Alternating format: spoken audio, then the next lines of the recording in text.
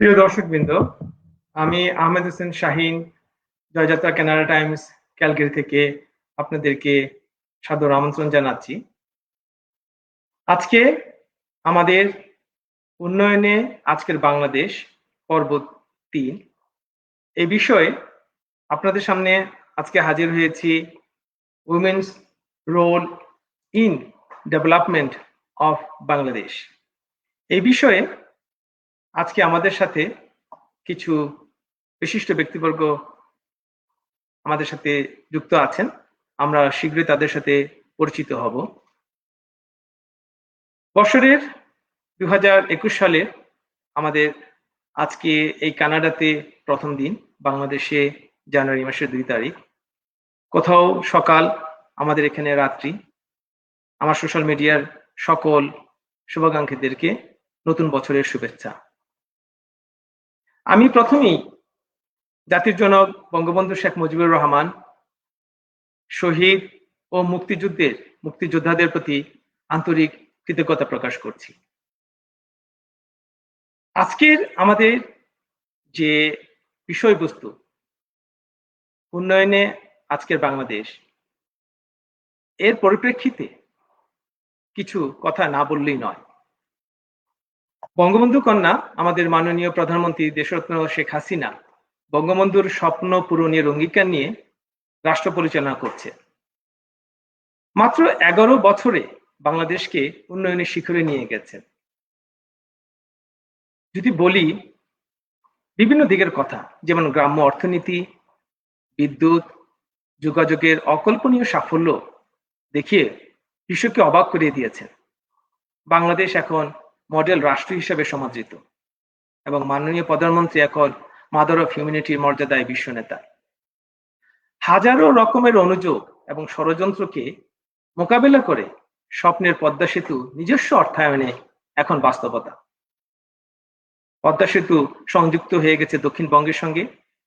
সব সূচকে বাংলাদেশ এখন প্রতিবেশী রাষ্ট্রগুলোকে পেছনে ফেলে দিয়ে এগিয়ে যাচ্ছে। মেগা প্রকল্প ডেল্টা প্ল্যান হাতে নিয়েছেন জননেত্রী শেখ হাসিনা। তিনি বলেছেন যে 2041 সালের মধ্যে বাংলাদেশ একটি উন্নত দেশ হিসেবে পরিণত হবে। আমাদের এই যে উন্নয়ন, বাংলাদেশের যে উন্নয়ন, এই উন্নয়নের ক্ষেত্রে আমাদের নারীদের কি ভূমিকাটা আছে এবং আমরা এই নারীরা দেশ এবং বিদেশ থেকে কি ধরনের ভূমিকা রাখতে পারেন, এই বিষয়ে আজকে আমরা আলোচনা করব। আমাদের সাথে আজকে দুজন ব্যক্তিত্ব যুক্ত হয়েছেন। আমি একটু অন্যভাবে শুরু করছি যে এই দুজন ব্যক্তিত্বের বাবা প্রয়াত অধ্যাপক Abu Sayeed, retired principal, Edward college পাবনার। মা ছিলেন প্রয়াত হাসিনা সাইদ। ওনাদের এক ভাই আছেন হাসান সাইদ কিরণ। আমি আমাদের সাথে যুক্ত আছেন আজকে এই অনুষ্ঠানে ওনাদের কৃতি কন্যা জেসমিন সুলতানা পপি, যিনি মনোবিজ্ঞানে স্নাতকোত্তর পড়াশোনার পর ইংল্যান্ডে MBA করেছেন। প্রায় 1 যুগ ধরে ইংলিশ মিডিয়ামের স্কুলে শিক্ষকতা করেছেন তিনি সেখানে। এখন কানাডাতে ক্যালগারিতে কাস্টমার সার্ভিসে কর্মরত আছেন। পাশাপাশি তিনি সোশ্যাল ওয়ার্কে উদ্যোক্তা হিসেবে স্টাইল অফ বাই জেসমিন নামের একটি বুটিকও চালাচ্ছেন। আমাদের সাথে আরো যুক্ত আছেন খুবই পরিচিত বাংলাদেশে অ্যাডভোকেট নাহিদ সুলতানা জ্যোতি। উনি সুপ্রিম কোর্টের সিনিয়র আইনজীবী। আসুন আমরা আমাদের আজকে দুজন গেস্ট স্পিকারের সাথে পরিচিত হই। প্রথমেই আমি আমন্ত্রণ জানাচ্ছি জেসমিন সুলতানা পপি আপাকে। আসসালামু আলাইকুম পপি আপা, ভালো আছেন? ওয়ালাইকুম আসসালাম, আমি ভালো আছি। শাহিন ভাই, ধন্যবাদ আমাকে ডাকার জন্য, আর ধন্যবাদ জানাই বিমস টিভিকে। শুভ নববর্ষ, হ্যাপি নিউ ইয়ার। আমরা আজকে 2020 পার করে 2021-এ আমরা আশা করছি আমাদের সময়টা অনেক ভালো যাবে। আমরা আমাদের ওষুধ চলে আসছে, আশা করছি আমরা খুব বেশি দিন নাই, এই 2020টা আমাদের হয়তো অনেক অনেক বেশি ভালো যাবে সেই আশা নিয়ে আজকে আমি আপনাদের সাথে কথা বলছি। কানাডায় যারা আছেন, আমার বাংলাদেশে যারা আছেন, সবার উদ্দেশ্যে। ধন্যবাদ আপা।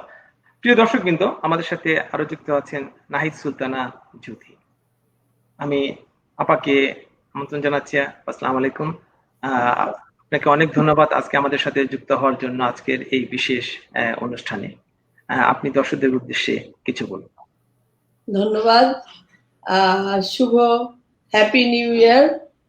এবং প্রথমেই আপনার শুরুতে কানাডার বিভিন্ন সিনারি, বিভিন্ন শহরের এই কি বলে টরন্টো, সিএন টাওয়ার এবং বিভিন্ন সিনারি দেখে আমি একটু নস্টালজিক এবং খুব ভালো লাগলো আপনার অনুষ্ঠানে এসেছি। আমি আমাদের দেশের সমস্ত বাঙালি যারা প্রবাসী তাদেরকে অভিনন্দন জানাই এবং তাদেরকে আমি শুভ নববর্ষ জানাই এবং সেই সাথে আমাদের দেশের বাংলাদেশের সবাইকে আন্তরিক অভিনন্দন এবং এই নববর্ষের শুভেচ্ছা। Happy new year. ধন্যবাদ আপা। আমরা জানি যে আজকে বাংলাদেশ বিশ্বে একটি রোল মডেল হিসেবে পরিচিত। আমাদের অনেক দিনের স্বপ্নের যে একটি সেতু, পদ্মা সেতু, সেটি আজকে বাস্তবায়িত হতে যাচ্ছে, হয়ে গেছে অলরেডি। অফিসিয়ালি খুব শীঘ্রই সেটি উদ্বোধন করা হবে হয়তোবা। এই যে বাংলাদেশের যে এখানে উন্নয়ন, এই উন্নয়নে নারীদের একটি বিরাট একটি ভূমিকা রেখেছেন নারীরা। আমাদের স্বয়ং মাননীয় প্রধানমন্ত্রী, যিনি একজন নারী, সাহসিকতার সাথে অনেক পদক্ষেপ নিয়েছেন বাংলাদেশের জন্য। আমি দ্বিতীয় আপনার কাছে প্রশ্ন করছি যে নারী উন্নয়ন জিনিসটা আপনি কোন দৃষ্টিতে দেখেন,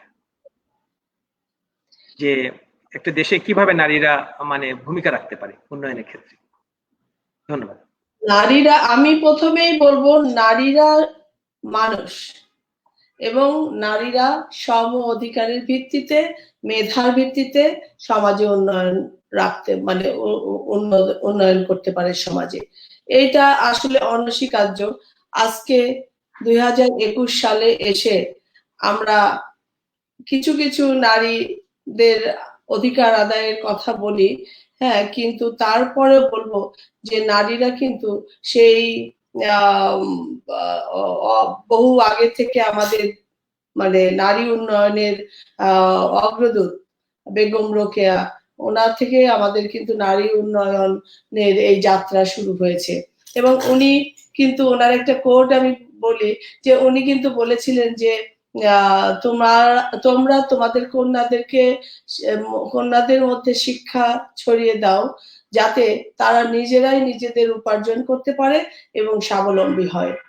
এবং সেই ধারার ইয়েতেই পর্যায়ক্রমে আমরা কিন্তু আজকে নারী উন্নয়নের যে জায়গায় আছি এবং নারীরা যেভাবে আমরা বিভিন্ন কাজে আমরা যুক্ত হয়েছি, কোনোভাবেই তো নারীরা পিছিয়ে নাই এবং আমি তো মনে করি অগ্রগণ্য। এই যে দেখেন 52 ভাষা আন্দোলন থেকে শুরু করে 71-এ যখন মুক্তিযুদ্ধ হয়, তখন বাঙালি নারীরা যুদ্ধে, সরাসরি যুদ্ধে অংশগ্রহণ করে। আমাদের মা বোনের যে বিভিন্ন গান গেয়ে এবং সরাসরি যুদ্ধ করে তারা যুদ্ধ করে এবং আমাদের মহান মুক্তিযুদ্ধ 1971 সালে মহান মুক্তিযুদ্ধে বঙ্গবন্ধুর সাথে ওনারা সহযোদ্ধা ছিলেন এবং তারা অবদান রেখেছে। এরপরে আসি আমাদের বঙ্গবন্ধু কন্যা শেখ হাসিনার সাথে। এই যে এখন আমরা বিভিন্ন পর্যায়ে নারীরা কাজ করে যাচ্ছি, আমাদের রোল মডেল এখন বেগম রোকেয়ার পরে আমরা মনে করি শেখ হাসিনা, যে উনি যে রোল মডেল আমাদের সামনে। আমার তো মনে হয় উনি সারা বিশ্বে এখন মানে নারী জাগরণের একটা উৎকৃষ্ট একটা এক্সাম্পল। শেখ হাসিনা, আমার মাননীয় প্রধানমন্ত্রী শেখ হাসিনা, ওনার এই সময় আমাদের মাননীয় স্পিকার নারী, আমাদের মাননীয় শিক্ষামন্ত্রী উনি নারী, এবং সমাজে কোন পর্যায়ে নারী নাই। আজকে 2 দিন আগে একটা সংবাদে দেখলাম যে চিরঙের ডিআইজি একজন নারী আসলেন। তো আর নারী বান্ধব এই সরকার, উনি সারাক্ষণই চিন্তা করেন মেয়েরা কোথায় কিভাবে সমাজে কাজ করবে, এবং ওনারই এই অগ্রযাত্রায় আমরা কিন্তু ওনাকে অনুসরণ করছি। এবং বিভিন্নভাবে আমি আমার অঙ্গন বলি, আমি লয়ার, হ্যাঁ, বাংলাদেশ সুপ্রিম কোর্ট, সেখানে নারীরা কিন্তু বিশেষ অবদান রাখছে। এবং আমি বলবো না যে নারীরা নারী হিসাবে না, অর্ধেক ভাবেই রাখছে।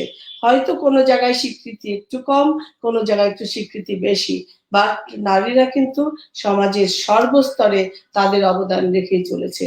এবং আমরা আমাদের মানে দিক নির্দেশক মাননীয় শেখ হাসিনা, উনি 2021 এর রূপকল্পতে নারীদের বিভিন্ন ধরনের প্রোগ্রাম রেখেছেন। আমরা সেই পথেই আমরা মনে করি যে আমরা নারীদের অগ্রযাত্রার একটা মহিষোপানের মধ্যে দিয়ে যাচ্ছি। ধন্যবাদ আপা। আপনি আসলে যে বলেছেন যে বর্তমান সরকার নারীদের উন্নয়নের ক্ষেত্রে যে বিভিন্নভাবে যে পদক্ষেপগুলো যে নিয়েছেন আর কি, সেই ক্ষেত্রে আমরা দেখছি যে আপনি যেটা বলেছেন যে আমাদের মাননীয় স্পিকার একজন নারী হিসাবে আছেন আমাদের সংসদে, এবং বিভিন্ন ক্ষেত্রে আজকে আরেকটা উদাহরণ দিয়েছেন যে আমাদের অন্য একজন নারী একটা বিশিষ্ট পদে বসেছেন। আপনি একজন নারী আইনজীবী হিসাবে আপনি কাজ করছেন, আপনার দৃষ্টিতে আপনি কি আমাদেরকে একটু খোলাখুলি বলবেন যে আর কি কি পজিশনে হয়তো বা নারীরা যদি আমাদেরকে সেই সম্মানিত করা হয় তাহলে বাংলাদেশের উন্নয়নে দেশে এবং বিদেশ থেকে সহযোগিতা করতে পারে, এই বিষয়ে যদি আপনি আমাদের কিছু বলেন। নারীদের উন্নয়নে আসলে মানে বসিয়ে দেওয়ার তো কিছু নেই, আমরা সবাই কাজ করছি এবং কাজের মূল্যমান অনুযায়ী নারী এবং পুরুষ, এই যে নারীদের যে এগিয়ে দেওয়ারও কিছু নাই, পিছিয়ে দেওয়ারও কিছু নাই। আমরা আমাদের কাজের মূল্য হিসাবে আমরা আমাদের কাজের যে মানে আমরা কাজ করতে পারি, এইভাবেই আমরা কিন্তু এগিয়ে যাচ্ছি। এখানে স্পেশাল কোনো কিছু দেওয়া হচ্ছে না, আমাদেরকে দিয়ে দেওয়া হচ্ছে না। আমাদের যেমন নারীরা সর্বস্তরে কাজ করছে, নারীরা একাধারে নারীরা কিন্তু ঘরে কাজ করি, আমরা সকালে যখন উঠি আমরা কিন্তু ঘরের কাজটা সেরে তারপরে কিন্তু আমাদের কার্যক্ষেত্রে যাই, কর্মক্ষেত্রে যাই, এবং সেখানেও আমরা বিভিন্ন খুব ভালো আমরা ভালো কাজ করছি, এটাই মনে করি আমি। কিন্তু নারীদেরকে আর একটু এগিয়ে দেওয়া মানে এটা আসলে আমি ওই এগিয়ে দেওয়ার মধ্যে দিয়ে আমি বিশ্বাস করি না, আমি কাজে বিশ্বাস করি। আমাদের মাননীয় প্রধানমন্ত্রী, উনি সর্বক্ষণ কাজ করে যাচ্ছেন। আমরা যদি উনার পদাঙ্ক অনুসরণ করি, আমরা যদি উনার পদাঙ্ক অনুসরণ করে, এই যে কোভিড-19 যখন শুরু হলো তখন তো আমাদের সরকার প্রধান মাননীয় শেখ হাসিনা, উনি কিন্তু কোনোদিন অবসর নেন। উনি বাংলাদেশে ডিজিটাল পদ্ধতিতে, এবং উনি ওখানে তার ওনার কার্যালয়ে উনি কিন্তু মিটিং করছেন, উনি সমস্ত দিক নির্দেশনা দিচ্ছেন। যখন বিশ্বের সমস্ত জায়গা লকডাউনে ছিল তখনও কিন্তু আমাদের নেত্রী, কিন্তু মাননীয় নেত্রী শেখ হাসিনা, উনি কিন্তু বলেছিলেন হ্যাঁ যে আমরা যদি এখন ঘরে বসে থাকি কিছুদিন, মানে উনি মাসখানেক মনে হয় লকডাউনে দিয়েছিলেন, তারপরে উনি বলেছিলেন যে না, আমাদের ছোট ছোট করে কাজ করতে হবে। তখন কিন্তু বিশ্বের সমস্ত জায়গা কিন্তু লকডাউনে ছিল, কিন্তু উনি কিন্তু ভেবেছিলেন যে আসলে একটা মানে ভাইরাস, অদৃশ্য শক্তি, এইটার জন্য যদি আমরা বসে থাকি একটা সময় আমরা না খেয়ে মারা যাব, তো আমাদের কাজ করতে হবে। উনি কিন্তু নিজে কাজ করেছেন এবং আমাদেরকে কাজ করার জন্য উৎসাহী করেছেন, আমরা তখন থেকে কাজ করে যাচ্ছি।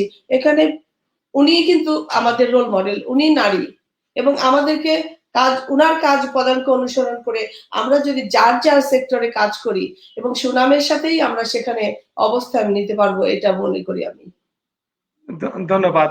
ধন্যবাদ আপা। আমি এখন জেসমিন আপার কাছে চলে যাচ্ছি যে জ্যোতি আপা অনেক মানে পয়েন্ট দিয়েছেন যে নারীদের উন্নয়নের ব্যাপারে নারীরা কিভাবে কাজ করবেন। এখন আমি জেসমিন আপার কাছে প্রশ্ন রাখছি যে আপনার দৃষ্টিতে আসলে এই উদ্যোক্তা হওয়ার পথে নারীদের সমস্যাগুলো আপনি কিভাবে দেখছেন?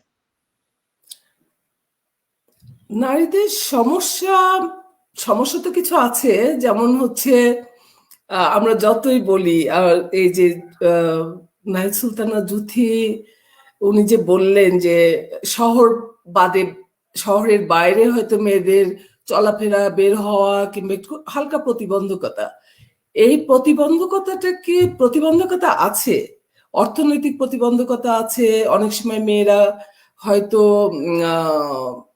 নিজের বাবা মায়ের পরিবার থেকে অথবা হাজবেন্ডের সাইড থেকে কোনো একটা দিক থেকে ওদেরকে একটু সামনে এগিয়ে দিতে হবে, সবাই আমাদের মতো না।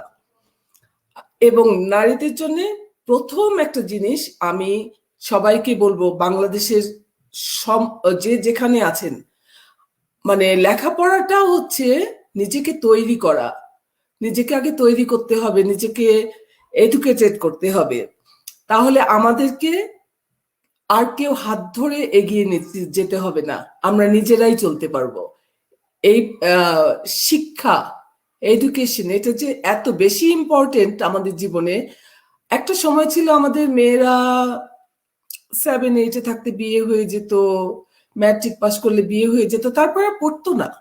কিন্তু এখন মেয়েদের ভিতর সেই জিনিসটা কিন্তু নাই, তারা চায় পড়াশোনা করতে। এটা এটা খুব ভালো একটা দিক, আমি এই সমস্যার সমাধানটা। প্লাস হচ্ছে আপনি যদি বলেন যে সমস্যা আরো আছে, আমি বলবো সমস্যাটা হচ্ছে আমরা যতই বলি একটা ছেলে যখন কাজ করে মাঝরাত্রে যখন ঘরে আসে তার কোনো সমস্যা নাই, কারণ সে মাঝরাত্রেও ঘরে আসতে পারে। কিন্তু একটা মেয়ে যখন সন্ধ্যার পরে ঘরে যে কোনো একটা সমস্যার সম্মুখীন হয়, আমাদের কিছু মানুষ আছেন তারা, সেটা মেয়ে ছেলে আমি কোনো মেনশন করছি না, যে কোনো জায়গা থেকে আমরা বলি সন্ধ্যার পরে কেন মেয়ে ঘরের বাইরে যাবে, কেন? এই আমরা তো সম অধিকার, আমরা একইভাবে, আমার বাবা মা আমাদেরকে একইভাবে নিয়ে আসছেন পৃথিবীতে, ছেলে আর মেয়ে, শুধু নামে। কিন্তু আমরা তো মানুষ, আমাদেরকে আমাদের এই জায়গাটায়, তবে হ্যাঁ আমি একটা বলবো, সমস্যা আছে, সমস্যার সমাধান একটা মেয়েদেরকে দাঁড়াতে হবে। মাননীয় প্রধানমন্ত্রী আমাদের কে আজকে যে জায়গায় নিয়ে গেছেন এই এতগুলো বছরে, উনি আসলে আমাদের role model. Not only that, আমাদের পার্লামেন্টে আই থিঙ্ক মোর দেন 20% নারীর জায়গা, কল্পনা করা যায়। আপনি বলেন ব্রিটিশ পার্লামেন্টে, সেখানেও আমাদের মেয়েরা কোথায় নাই? সমস্যা আছে আমাদের, সমাধানটা কিন্তু আমাদের এই মেয়েরাই বের করে নিয়ে আসছেন। আজকে তারা ভালো ভালো জায়গায় আছেন, বড় বড় পজিশনে। এবং সবাইকে আমি প্রথম একটা জিনিস বলবো যে শিক্ষাটা শুধু লেখাপড়া শিক্ষা না। আর এই যে ছেলেরা যখন, আমরা যখন বাইরে যাচ্ছি, আমি বলছি না, আমি আমাকে দিয়ে বলছি, আমাদের বাংলাদেশের বাঙালি সব মেয়েরা যাদেরকে বাসে চড়তে হচ্ছে, যাদেরকে হেঁটে চলতে হচ্ছে, তারা যে রাস্তায় গেলে মাঝে সাঝে 1%, এখন ওইরকম নাই, একটা সময় খুবই খারাপ অবস্থা ছিল, এখন সেই জিনিসটা নাই, আমরা গর্ববোধ করতে পারি, আমরা আশা করি অনেক অনেক বেশি ভালো হবে। তার জন্যে যারা রাস্তায় উত্ত্যক্ত করে, যারা নিজের মা বোন অথবা তাদেরই সন্তান আরেকটা মেয়ে হবে, তারা সম্মান করতে পারছে না, ওদেরকে শুধু আইনের আশ্রয়ে, আমার মনে হয় না যে আইন যদি আমরা তৈরি করি, আইনের প্রয়োগ করি, তাতেও কিন্তু সমাধান হবে না। তাদের ভেতরটাকে পরিষ্কার করতে হবে, ভাবতে হবে ওরা আমার বোন, ওরা আমার মা, মেবি আমার একদিন ভবিষ্যতে আমার একটা সন্তান, সে মেয়ে হবে, সে যেন তার ঘরে, তার বাইরে, সব জায়গায় যেন তার সম্মানটা পায়। এই সমাধান। আমি একটু ইন্টারাপ্ট করছি। আমি দেখেছি যে আপনি লন্ডনে ছিলেন এবং বিভিন্ন সোশ্যাল ওয়ার্কে আপনি নিয়োজিত ছিলেন। তো আপনার যে ভূমিকাটা সেই বাংলাদেশের দের ক্ষেত্রে, সেই হিসাবে আপনি যদি কিছু বলেন, এবং তাহলে যে আমরা যারা যে সকল নারীরা বিদেশে আছেন তারাও কিছু আপনার মতো কিছুটা হয়তো বা রোল প্লে করে বাংলাদেশের উন্নয়নে সহযোগিতা করতে পারে, এই বিষয়ে আপনি কিছু বলুন আপনার সোশ্যাল ওয়ার্কে। থ্যাংক ইউ শাহিন ভাই।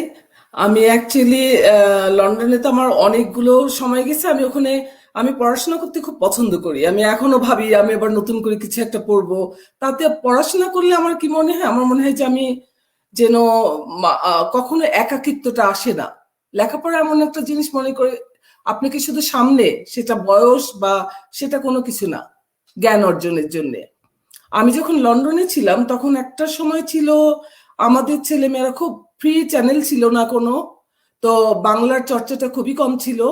আর দেখা যেত যে বাচ্চাদের সাথে বাংলায় কথা বললে ওরা আমাদের সাথে হয় হিন্দি, উর্দু, না হলে ইংলিশে কথা বলতো। আমি কিছু প্রোগ্রাম করতাম, যেমন আমি অনুষ্ঠান উপস্থাপনা করতাম ইংল্যান্ড স্টেজ প্রোগ্রামে। আমি টেলিভিশনেও কাজ করেছি। তারপরে আমি নাটক করতাম।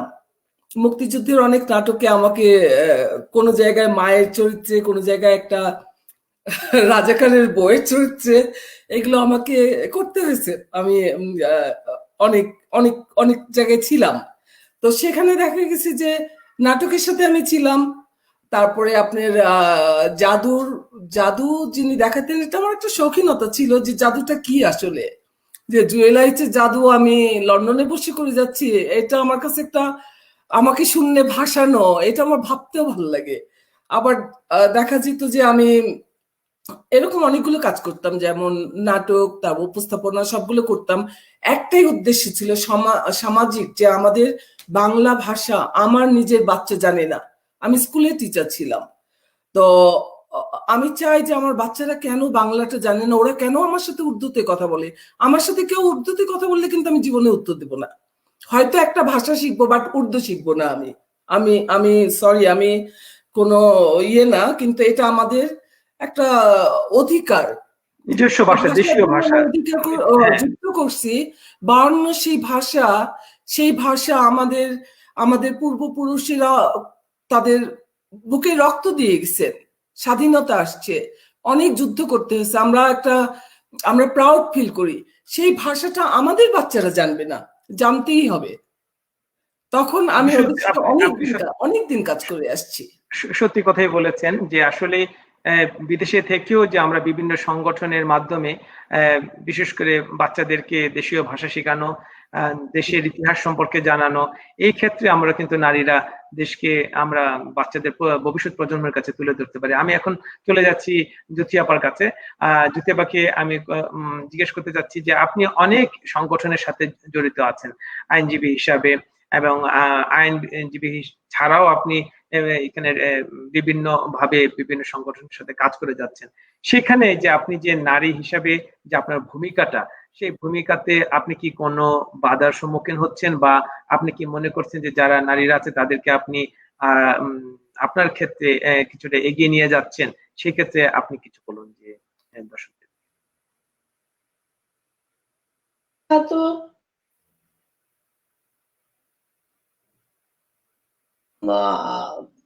ন্যাচারালি যখন আমাদের বিবর্তন শুরু হয় যখন থেকে আমরা আমাদের মানে পৃথিবীর ইতিহাস সেই পিছন থেকেই নারীদের একটা ছিল। এটা শুধু বাংলাদেশে না, সারা বিশ্বেই ছিল, এখনো আছে ছোট ছোট পর্যায়ে। কিন্তু বাংলাদেশে দেখা যায় যে গ্রামে গঞ্জে হচ্ছে অনেক ধরনের আছে, যার কারণে কিন্তু 97 সালে কিন্তু এই আওয়ামী লীগ সরকার তাদের যে জাতীয় নারী উন্নয়ন নীতি কিন্তু একটা ওনারা দিয়েছিলেন তাদের ইয়েতে নির্বাচন ইশতেহারে, তো নির্বাচনে দেওয়া প্রতিশ্রুতিতে আর কি। তো তখন থেকেই কিন্তু আমরা নারীর বিভিন্ন কাজ নিয়ে কাজ করে যাচ্ছি। কিন্তু আমার নারীদেরকে নিয়ে যেমন কাজ করা, আমি তো আসলে একটা জায়গায় যেখানে দেখি যে আমি মনে করি যে নারীরা পিছিয়ে আছে বা নারীরা নির্যাতিত হচ্ছে, কিন্তু সেখানে আমাদেরও কিছু করার আছে। যেমন আমরা আমি যে সংগঠনগুলোতে আছি সেখানে কিন্তু মোটামুটি আমার লয়ার, আমার প্রফেশনে কিন্তু নারীরা অনেক এগিয়ে আছে, মহিলা জাস্টিস আছেন, এবং জুডিশিয়ারিতে অনেক নারী। আমি আমি ruler president, Rajshahi university law alumni অ্যাসোসিয়েশনের প্রেসিডেন্ট। সেখানে আমি যেখানেই যাই সেখানেই শুনি যে আমাদের সিজিএম, আমাদের সিএমএম, এনারা মেয়েরা, ইভেন ডিস্ট্রিক্ট জাজ, তারপরে এই আমাদের মেয়েরা কিন্তু বিভিন্ন জায়গায়, নির্বাচন কমিশন, বিভিন্ন কমিশনে, দুদকে, বিভিন্ন জায়গায় নারীরা আছে, এবং সেখানে আমার সংগঠনের অনেক ভাই বোনেরা ওরা কিন্তু আছে বিভিন্ন জায়গায়। তো এখানে আমার সংগঠনের এদিক দিয়ে আমি রুলার ইয়েতে বলি যে আমরা নারীরা কিন্তু সাংঘাতিক খুবই মানে কাজ করি, এবং এখানে কোনো প্রতিবন্ধকতা আছে কিন্তু আমাদের সংগঠনের মধ্যে নাই। হ্যাঁ, কিছু প্রতিবন্ধকতা, যেমন ধরেন সুপ্রিম কোর্ট বারের কথা বলি। সুপ্রিম কোর্ট বারে যখন ইলেকশন হয়, সুপ্রিম কোর্ট বারে অন্যান্য অনেক বারে, দু একটা বারে কিন্তু মেয়েরা সেক্রেটারি প্রেসিডেন্ট হয়েছে, বাট সবচাইতে বড় সুপ্রিম কোর্ট বার, এখানে মেয়েরা কোনো সেক্রেটারি হননি, প্রেসিডেন্ট হননি। তো এইটা এখানে মনে করা হয় যে কি কি বলা হয় জানেন, এখানে বলা হয় যে মেয়েরা জানাজা পড়তে পারে না। আমরা এই সর্বোচ্চ জায়গায় থেকে আমরা যদি মনে করি যে আমরা জানাজা পড়তে পারি না জন্য আমরা এই দায়িত্বটা পালন করতে পারবো না, তাহলে এটা কিন্তু একটা বড় পরিসরে ছোট করে দেখার একটা প্রবণতা। তো এই প্রবণতাটা হয়তো বা ডিরেক্ট না, একটু ইনডিরেক্টলি আমাদের মধ্যে ইম্পোজ করা।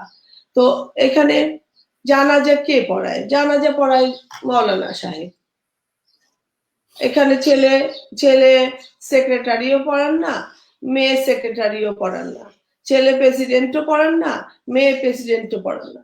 তো এই যে কিছু ট্যাবুর মধ্যে রেখে মেয়েদেরকে ছোট ছোট করে যে একটু একটু সরিয়ে রাখা, একটু একটু একটু আলাদা করা, একটু সমভাবে চলার অধিকার থেকে বঞ্চিত করার প্রবণতা, এগুলো কিন্তু আছেই। কিন্তু আমরা এগুলোকে সাথে নিয়েই, আমি এগুলোর কোনো মানে সরাসরি কোনো কিছু বলতে চাই না, তবে আমি মনে করি এগুলোকে সাথে নিয়েই আমরা এগিয়ে গেলে আমাদের কর্মদক্ষতা প্রমাণ করে দেবে যে আমরা কি করতে পারি কি করতে পারি না।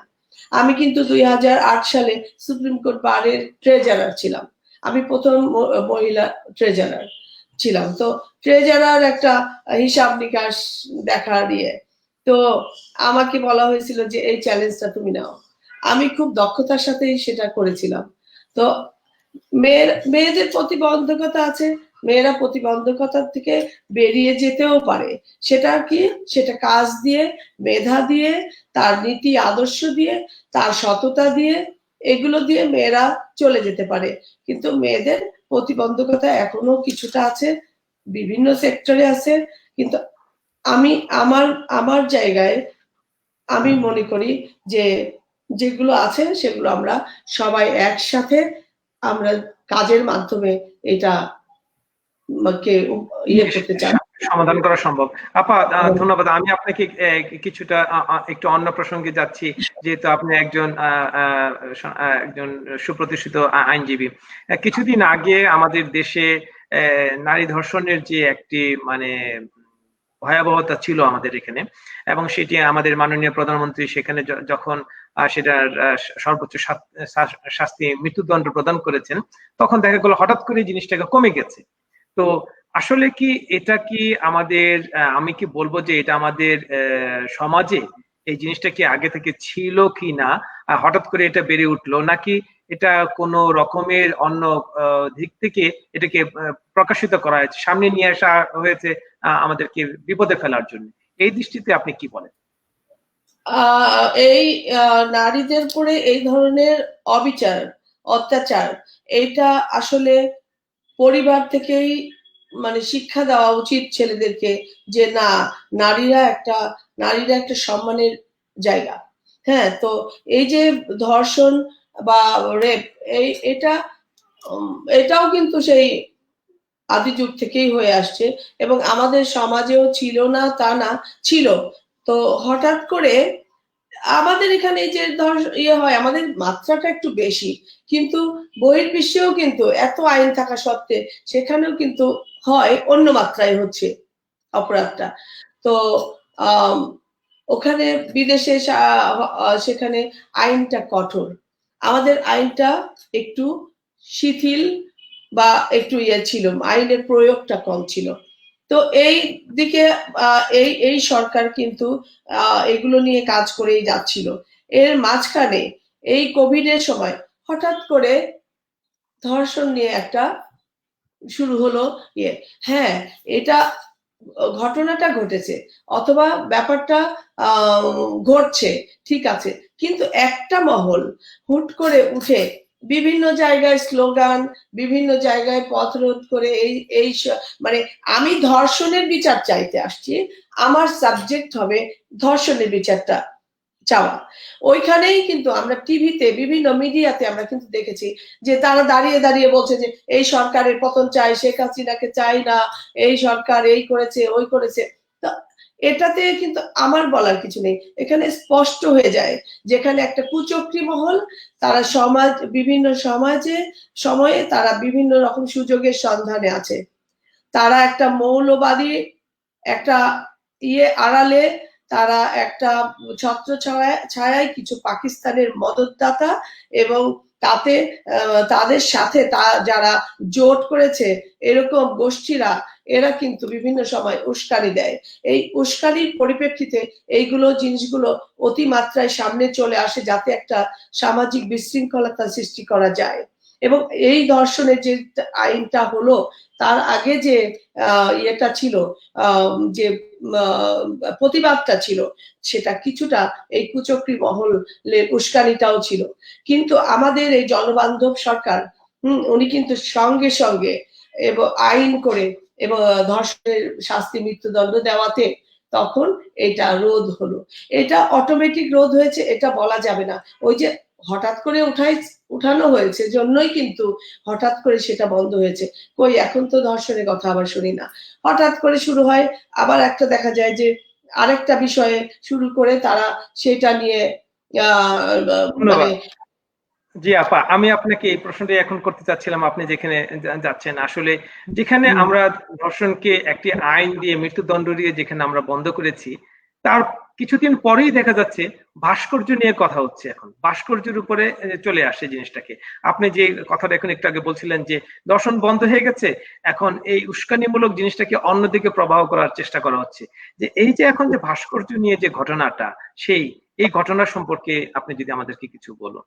এই যে ভাস্কর্য নিয়ে হঠাৎ শুরু হয়েছিল, কিন্তু এর আগে পলাকা, তারপরে এইটা কিন্তু বিভিন্ন এই পাকিস্তানের মদতদার যারা বাংলাদেশের ৭১-এ যখন দেশ স্বাধীন হলো, দেশ স্বাধীন হওয়ার সময় যারা বাংলাদেশকে স্বীকৃতি দেয় নাই তাদের এই উত্তরসূরিরা, যারা হলো বাংলাদেশকে পাকিস্তান হিসেবে চিন্তা করে, যারা বাংলাদেশকে পাকিস্তানের অংশ বানাতে চায়, এই রাজাকাররা, হ্যাঁ, যারা এই জোটবদ্ধ হয়ে এই রাজাকাররা কিন্তু তারা কিন্তু তাদের প্রচেষ্টা অব্যাহত রেখেছে। আমি আগেই যেটা বললাম সেই ইয়েতে বেসিসে কিন্তু এই যে ধর্মের সঙ্গে আমাদের এই যে মূর্তি ভাস্কর্যকে মিলিয়ে ফেলছে। ধর্ম, আমরা সবাই প্রাণ মুসলিম, আমি নিজে নামাজ পড়ি, আমারও ধর্ম আছে, আমি তাই বলে আমি ধার্মিক না, আমি ধর্মান্ধ না, আমি ধার্মিক, আমি ধর্মান্ধ না। কিন্তু এই ভাস্কর্য নিয়ে যে এই যে ইসলামিক একটা সেন্টিমেন্ট ক্রিয়েট করা, এই ধর্মীয় মূল্যবোধের উপর একটা আঘাত দিয়ে এই ধর্মপ্রাণ মানুষগুলোকে এই ব্যাপারে ইউজ করা, যে এই যে বাংলাদেশে মূর্তি এই সেই আমাদের ইসলামের পরিপন্থী, তার মানে আমাদের ধর্মপ্রাণ মুসলিমদেরকে বলা যে এইখানে ধর্মের বিরোধী কাজ হচ্ছে। কিন্তু ভাস্কর্য তো কোনো নাই, ভাস্কর্য একটা আমাদের জাতির পিতা। হ্যাঁ, যখন এই ভাস্কর্য ভাঙে ওই ভাস্কর্য ভাঙে, এই যে মৌলবাদী বলবো না, এই যে একটা পাকিস্তানি চক্র, দালাল চক্র, এরাই কিন্তু করে যাচ্ছে। কিন্তু যখন ভাস্কর্য, বঙ্গবন্ধুর ভাস্কর্য যখন আমাদের পদ্মা ব্রিজের ওই সংযোগ সড়কে যখন বসানো হলো, তখন সেটা ভাঙার প্রস্তুতিতে তারা কি করলো, কুষ্টিয়াতে যে একটা ভাস্কর্য ভাঙলো, ভেঙে তারা একটা সেন্টিমেন্ট ক্রিয়েট করার চেষ্টা করছিল। তো সেই মুহূর্তে ভাস্কর্য তারা যখন এটা এত অধ্যত্ত দেখাচ্ছে, আমাদের জাতির পিতা, আমাদের সত্তা, আমরা বাংলাদেশ মানেই জাতির পিতা বঙ্গবন্ধু শেখ মুজিব, হ্যাঁ, এইটাকে যারা মানে না তারা রাষ্ট্রদ্রোহী। তখন আমাদের চেতনাবোধ থেকে আমরা একটা রিট করলাম যে ভাস্কর্য আমাদের সংবিধানে আমাদের স্বীকৃত যে ভাস্কর্য, আমাদের পুরাকীর্তি ভাস্কর্য, এগুলো আমাদের পরবর্তী প্রজন্ম, আমাদের ঐতিহ্য, আমাদের কি ধরনের আমরা জাতি, এটা তারা জানবে। এটা কিন্তু আমাদের সংবিধানে আমি বিভিন্ন আমাদের ইয়ের মধ্যে যাচ্ছি না। আমি আপনাকে তাহলে এখানে আমি একটা জিনিস যেটা আমি পরিষ্কারভাবে হয়তোবা বুঝতে পারছি, আপনি আমাকে যদি একটু ক্লিয়ার করেন আইনজীবী হিসেবে, যে কিছু বাংলাদেশে ধর্মীয় মনোভাবটাকে পুঁজি করে কিছু জিনিস ক্রিয়েট করাটা খুব সহজ।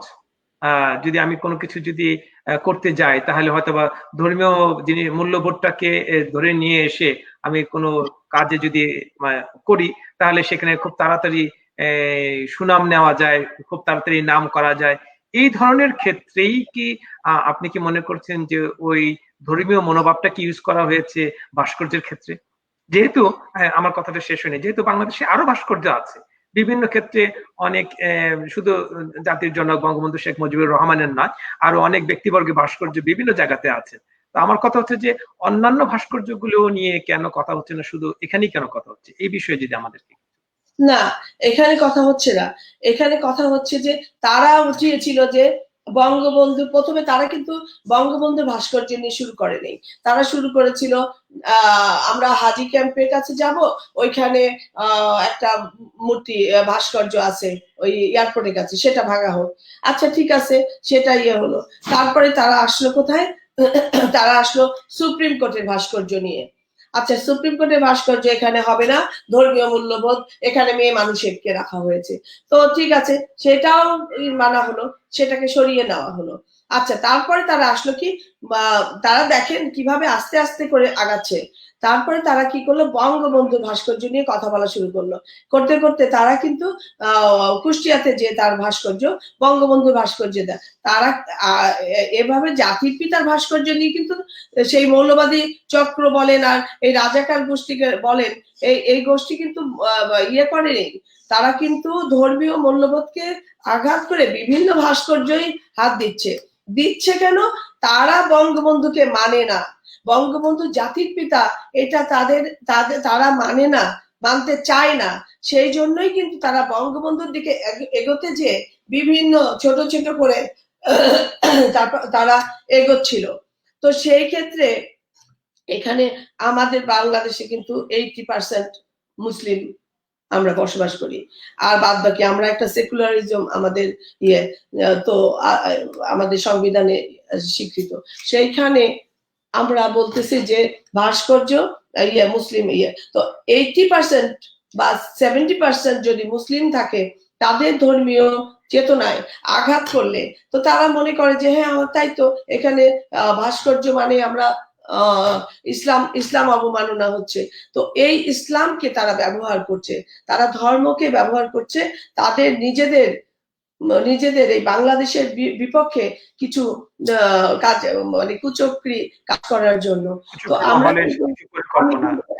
বলি, আমি কিন্তু এই ভাস্কর্যের মামলাটা রিট করি, হ্যাঁ, হাইকোর্টে আমি এটা রিট করি, করার পরে ভাস্কর্যের ইয়েতে যে আমাদের মানে রাষ্ট্রদ্রোহিতা, সরাসরি মৃত্যুদণ্ড, এইটা কেন রাষ্ট্রদ্রোহিতা হিসাবে গণ্য হবে না, এটার একটা রুল হয়েছে। সেই সাথে ইসলামিক ফাউন্ডেশন আর জাতীয় মস্ক এর খতিবকে কিন্তু ইয়ে করা হয়েছে, ডাইরেকশন দেওয়া হয়েছে যে তোমরা জনগণকে জানানো যে ভাস্কর্য এবং ধর্ম এটা সাংঘর্ষিক না, এটা অ্যাওয়ারনেস, তা মানুষকে বিভিন্ন পত্রপত্রিকা এবং নামাজের যে খুতবা হয় সেই সব সময় জনগণকে এটা জানানো যে এটা ভাস্কর্য ধর্মের সাথে সাংঘর্ষিক না। আরেকটা দেওয়া হয়েছে ডাইরেকশন যে ভাস্কর্য সরাসরি হোম মিনিস্ট্রি স্বরাষ্ট্র মন্ত্রণালয় সরাসরি ভাস্কর্য যে ভাঙার এই দুষ্কৃতিকারীদেরকে মৃত্যুদণ্ডে দণ্ডিত করতে পারবে।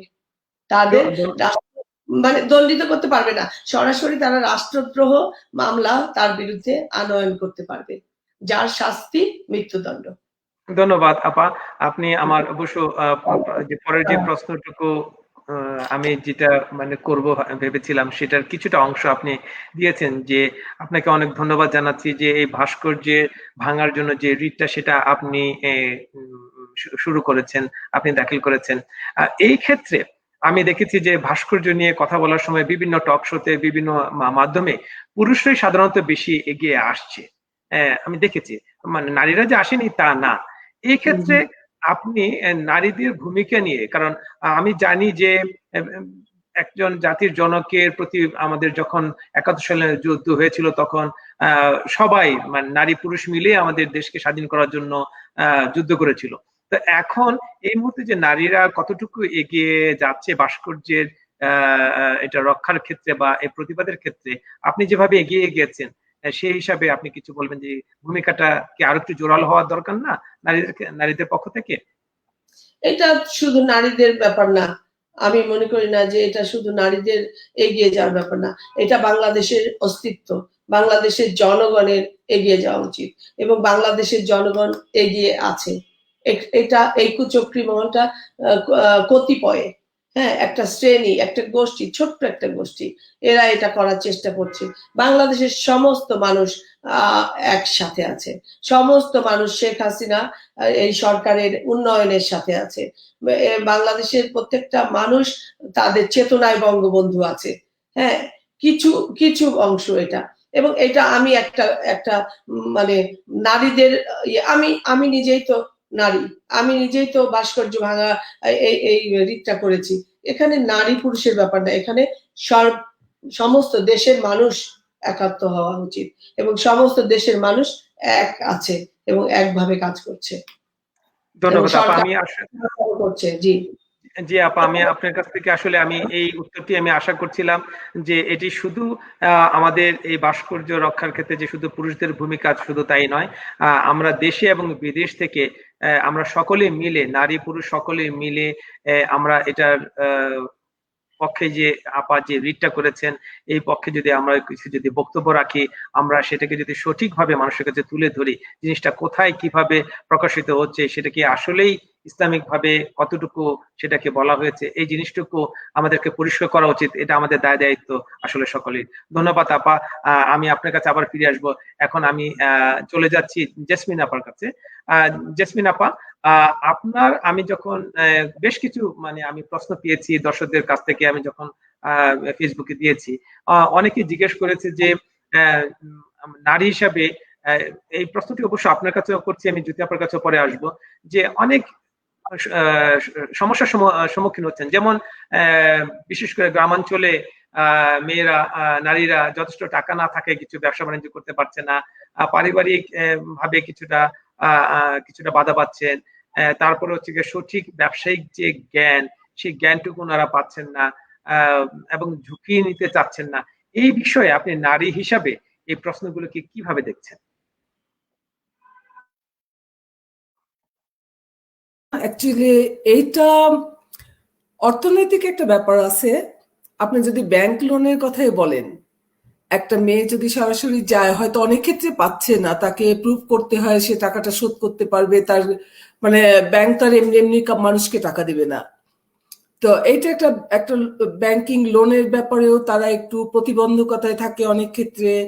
তারপরে আপনার পারিবারিকভাবে তো অবশ্যই অনেক ক্ষেত্রেই আছে, তারা ডিমোটিভেটেড করবে, বলবে মেয়েদের দ্বারা হয়তো সম্ভব না। বাট আমি বলি না এটা সবার ক্ষেত্রে, কিছু কিছু জায়গায়। কিন্তু এই জায়গা থেকে উত্তরণের রাস্তা মেয়েদেরকেই বের করতে হবে। আজকে আমরা যেখানেই আসছি, আমাকে পড়াশোনা করতে গেলে আমাকে নিজ উদ্যোগে পড়াশোনা করতে হবে, আমাকে সুশিক্ষিত করতে হবে, আমার পারিপার্শ্বিকতাকে শিক্ষিত করতে হবে। আবার আরেকটা শিক্ষিত শিক্ষার সাথে একটা ডিপেন্ড করে যে আমি হচ্ছে একটা বিজনেস করব, আমার বিজনেসের মডেলটা কি হবে, এটাকে আমি সাময়িক করছি না, এটা আমার একটা লেন্দি একটা প্রসেস আছে, আমি দীর্ঘ সময়ের জন্য সেখানে তাকে একটু পড়াশোনা করতে হবে। যে এডুকেশনটা একটা অনেক অনেক বেশি ইম্পর্টেন্ট একটা জিনিস এখানে। প্লাস নিজেদেরকে শিক্ষিত করতে হবে, ঘরে নিজের জায়গা তৈরি করতে হবে। যে আমি যদি অভিমান করে সরে থাকি, আমি কখনো আমার জায়গা, আমার নিজের স্থানটাকে, নিজের অধিকারটাকে আদায় করতে হবে। বা সেটা ঝগড়াঝাটি করে না, অশান্তি করে না, এটা হচ্ছে একটু বুদ্ধি দিয়ে করতে হবে কাজগুলো, যেন তারা বুঝতে পারে, তাদেরকে একটু সময় দিতে হবে, যে তারা যেন বুঝতে পারে যে ওরা আমাদেরই মতো, আমাদের মতোই ওরা কাজ করতে পারে, আমাদের মতোই ওরা সামনে এগিয়ে যেতে পারে। আমি এতটুকু একটা কথা বলতে পারি যে মেয়েরা যখন কাজ করে, কাজে নামে, আমি এটা কিন্তু কোনো ব্যারিয়ার সৃষ্টি করে বলছি না, মেয়েরা কিন্তু খুব বেশি নিষ্ঠার সাথে কাজ করতে পছন্দ করে, এবং যে কাজটাকে যখন যদি কেউ আগায়, সেই ক্ষেত্রে আমি প্রত্যেকটা মেয়েকে বলবো যে তাদেরকে একটু শিক্ষিত করতে, মানে সবার ক্ষেত্রে, এবং একটু সাহস, আস্থা, আমি পারবো না এই কথাটা আমার মাথায় কেন আসে? আমার পাশে যদি একটা ছেলে মানুষ পারে, আমি কেন সেই কাজটা পারবো না? একটা সময় এরকম আমাদের মতো, আমাদের দেশের যেরকম আজকে মেয়েরা, আমি তো ইংল্যান্ডে অনেক বছর ছিলাম, তো ইংল্যান্ডের হিস্ট্রি এরকম আছে, 100 বছর আগে মেয়েদের পজিশনটা আমাদের বাংলাদেশের মতোই ছিল। একটা সময়ের বাংলাদেশ, আমরা এখন সেই বাংলাদেশে দায়ী, আমরা অনেক সামনে, এখন অনেক সামনে। আমাদের মেয়েদের অলমোস্ট 40% মেয়েরা আমাদের এখন কর্মজীবী। আর একটা সময় ছিল যেখানে হয়তো 5% 10% খুঁজে পাওয়া যেত। বিয়ের পরে মেয়েরা লেখাপড়া করতে যেত না, এই পড়াশোনাটা যেন বিয়ের জন্যই। সেই মানসিকতা থেকে বের হয়ে আসছে। নট শুধু তাই না, এই যে এনভায়রনমেন্টের একটা ব্যাপার আছে, তারপরে কোথা থেকে যাচ্ছে, নিরাপত্তার একটা ব্যাপার আছে, যে ওদেরকে নিরাপত্তার জায়গাটা খুব বেশি জোর দিয়ে করতে হবে, দেখতে হবে ওদেরকে, যেন নিরাপদে একটা জায়গায় কাজ করে ফিরে আসতে পারে মানুষটা ঘরে। তো আমি ধন্যবাদ আপা। আমি যদি আপনার কাছে চলে যাচ্ছি, যেহেতু উনি একজন স্বনামধন্য একজন আইনজীবী, আমি যে কোশ্চেন গুলো আপা আমি পেয়েছি দর্শকদের কাছ থেকে আপনাদেরকে জিজ্ঞেস করার জন্য, যে কিছু কিছু সমস্যা গ্রামাঞ্চলে এবং মানে কিছু ক্ষেত্রে নারীরা পাচ্ছেন, সেই হিসাবে যে আপনার যেগুলো বলেছি, যে যথেষ্ট টাকা থাকতেছে না, আপনার পারিবারিক ভাবে কিছুটা প্রবলেম পাচ্ছেন, তারপর হচ্ছে গিয়ে ঝুঁকি নিতে সাহস পাচ্ছেন না। এই ক্ষেত্রে আপনি আইনজীবী হিসাবে আপনি বিভিন্ন সংগঠনের সাথে যে জড়িত আছেন, গ্রামাঞ্চলের যে নারীদের জন্য কি কিছু পরিকল্পনা আপনাদের আছে বা সরকারের আছে? কি কি পদক্ষেপ আপনারা নিয়েছেন, এই বিষয়ে যদি কিছু বলেন। দেখেন, সরকার কিন্তু নারীদের জন্য কিন্তু অনেক এই সরকারের কিন্তু প্ল্যান, এই যে রূপকল্পতে, এই যে সরকার কিন্তু নারীদেরকে সরাসরি লোন দেওয়ার ব্যবস্থা করেছেন। হ্যাঁ, মেয়েদের কুটির শিল্প, হ্যাঁ, এন্টারপ্রেনারশিপে মেয়েদেরকে লোন দিচ্ছেন। তারপরে সরকার হলো আরো আরো যেগুলো, এগুলো তো কাজের ক্ষেত্রে বলছি যে লোন দিচ্ছে, এবং কুটির শিল্প এগুলো করছে। মহিলা অধিদপ্তর অবিরত কাজ করে চলেছে মহিলাদের উন্নতির জন্য।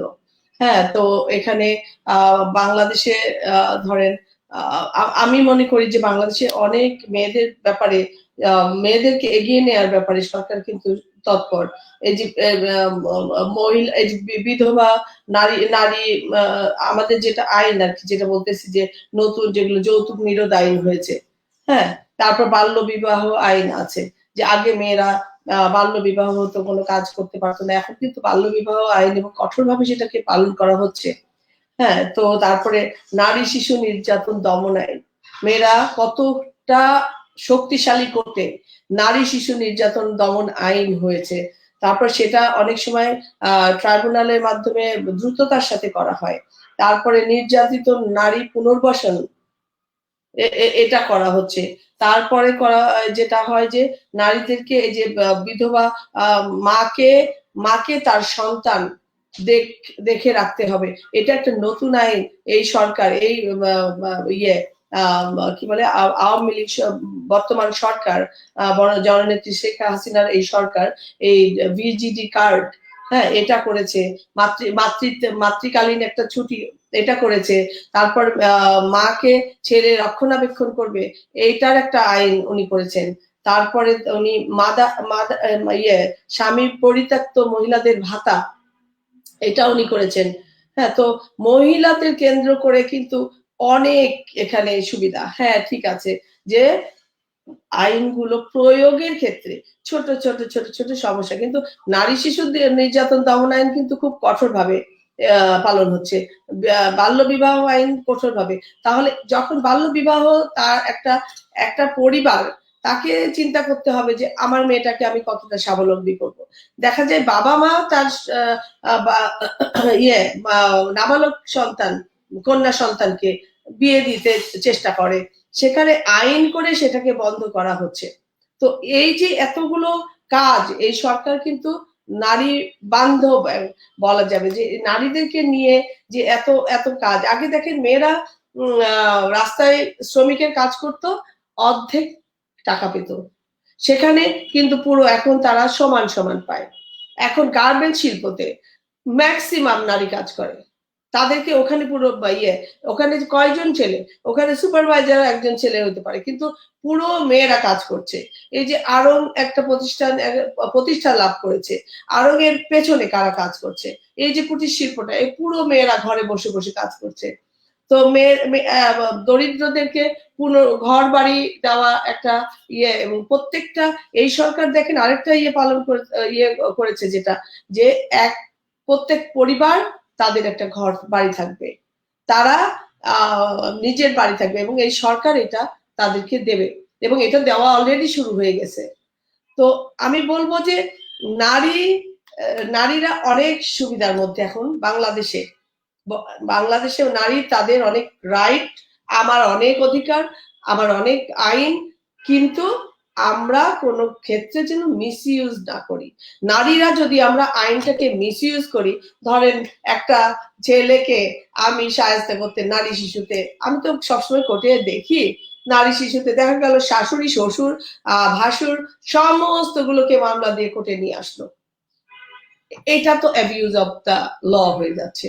তো আমরা নিজেদেরকে নিজেরা সংরক্ষিত যদি রাখি, আমরা সেটাকে মান্য করি, আইনটা আমাদের শ্রদ্ধার জায়গা, শ্রদ্ধা দিয়ে আইনকে মিসইউজ করা যাবে না, আইনকে পালন করতে হবে, এটা অনস্বীকার্য, কিন্তু এটা মিসইউজ করা যাবে না। তো আমরা জি বলেন। আমি আমি আরেকটু একটু কথা জিজ্ঞেস করছি এখানে। আমি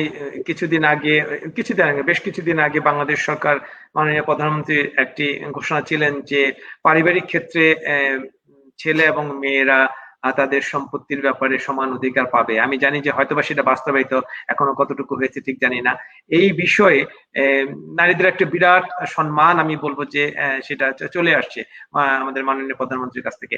এই বিষয়ে আপনি আমাদেরকে কিছু বলেন যে কতটুকু আমরা অ্যাডভান্স হয়েছি এই সমান অধিকারের ক্ষেত্রে। মাননীয় প্রধানমন্ত্রী কিন্তু এটা নিয়ে কাজ করে যাচ্ছেন। উনি কিন্তু বলেছেন যে আপনারা প্রত্যেকটা সন্তান সমান, এখানে পুরুষ আর নারী, ছেলে আর মেয়ে বলে কিছু নেই, কিন্তু আমাদের ইসলামিক আইনে হ্যাঁ কিন্তু মতোই আমরা এখনো চলছি।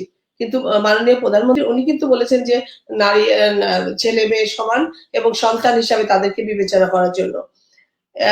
এটা একটা। আরেকটা হলো বললেন যেটা যে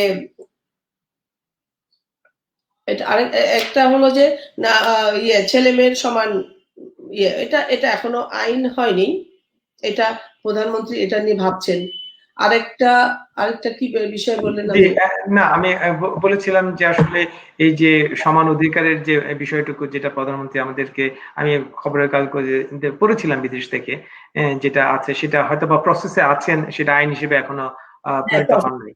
হ্যাঁ, তাহলে আপনার দৃষ্টিতে, আমি যেহেতু আমরা অনুষ্ঠানের প্রায় শেষ পর্যায়ে চলে এসেছি, যে আপনার দৃষ্টিতে প্রবাসী নারীরা বাংলাদেশের উন্নয়নের ক্ষেত্রে কি ভূমিকা রাখতে পারে বলে মনে করেন? প্রবাসী নারীরা তো বাংলাদেশের উন্নয়নের ক্ষেত্রে ভূমিকা রাখতে পারে, মানে কি রাখছেই। এই যে আমাদের এখানে রেমিটেন্স পাঠানো হয়, এই রেমিটেন্সে তো 50% ছেলে 50% মেয়ে। বিদেশে তো আমি যাই, মাঝে মাঝে দেখি, তো সেখানে আমার মানে আপনি ওখানে দেখেন কোনো পরিবার তো আর ছেলে আর মেয়ে ঘরে বসে থাকে আর ছেলে কাজ করে, তা তো না। হাজবেন্ড ওয়াইফ দুইজনই কাজ করে, দুইজনই রেমিটেন্স পাঠায় বাংলাদেশে। তার মানে ওখানে সমান সমান ভাবে বাংলাদেশে তারা এখানে তাদের ভূমিকা রাখছে বাংলাদেশের উন্নয়নে।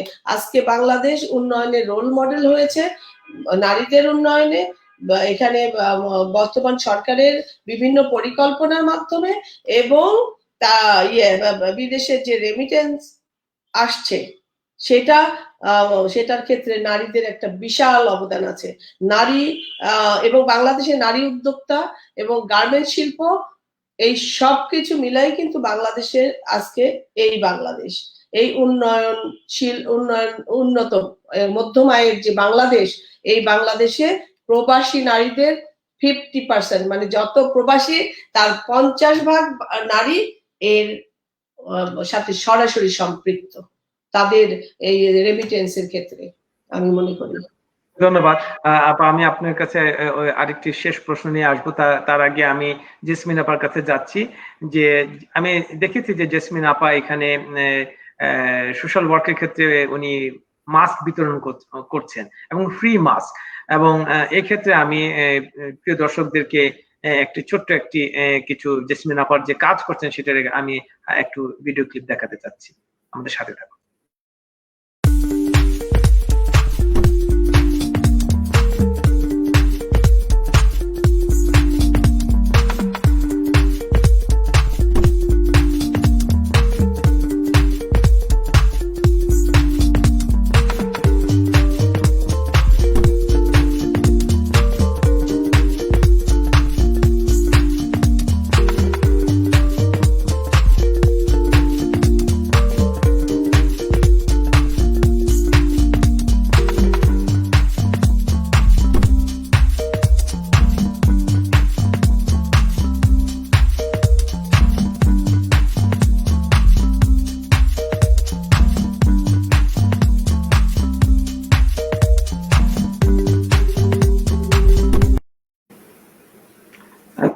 ধন্যবাদ দর্শকবৃন্দ আমরা আমাদের সাথে থাকার জন্য। আমি এখন জেসমিন আপার কাছে প্রশ্ন করছি যে আপনি এই যে সোশ্যাল ওয়ার্ক করে যাচ্ছেন, ফ্রি মাস্ক দিয়ে যাচ্ছেন, গত 1 বছর ধরে আপনি প্রতিটি বিশেষ করে আমাদের বাঙালি কমিউনিটি এবং বিভিন্ন কমিউনিটিতে যে সাহায্য করে যাচ্ছেন, এই ক্ষেত্রে আপনার এই যে চিন্তা ভাবনাটা এসছে, আপনি কি নিয়ে চিন্তা ভাবনা করেছেন এবং আপনার কিছু ভবিষ্যৎ পরিকল্পনা সম্পর্কে আমাদেরকে কিছু বলুন।